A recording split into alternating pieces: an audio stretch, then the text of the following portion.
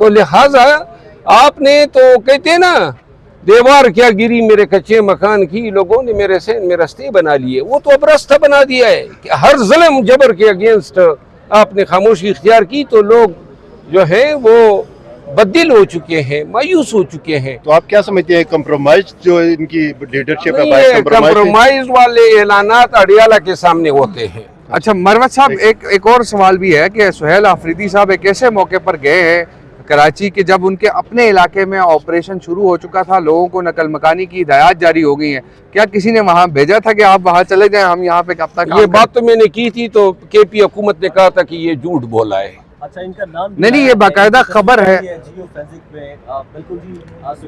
वो रिपोर्ट अभी पढ़ी नहीं है मैंने। अच्छा। रेडियो स्टेशन के केस में रिपोर्ट पढ़ के कोई राय दे सकूंगा, लेकिन अहम बात यह है कि ये जो फोरेंसिक रिपोर्ट है, इस फोरेंसिक रिपोर्ट में जगह का तयन किस तरह किया गया है, क्या वीडियो में रेडियो स्टेशन नजर आ रहा है और आया वो वक्त कौन सा था, क्योंकि जो वारदात हुई है बिल्डिंग जलाने की उसकी स्पेसिफिक टाइमिंग है। एनी हाउ मुझे ये इल्म है कि ये कमीशन बनाने के चक्कर में ये ताज़ा तरीन शहादत आई है, और ये खुद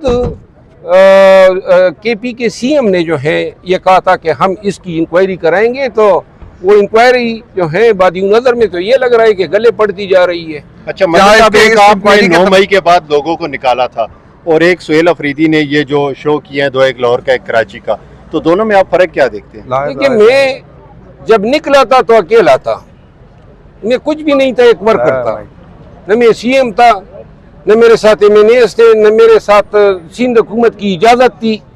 और ये कराची में जो हमने जलसे किए 17 के 17 हलकों में हम फिरे और 17 के 17 हलके हम जीते, और ये मज़ार कायद पे हमने जलसा किया।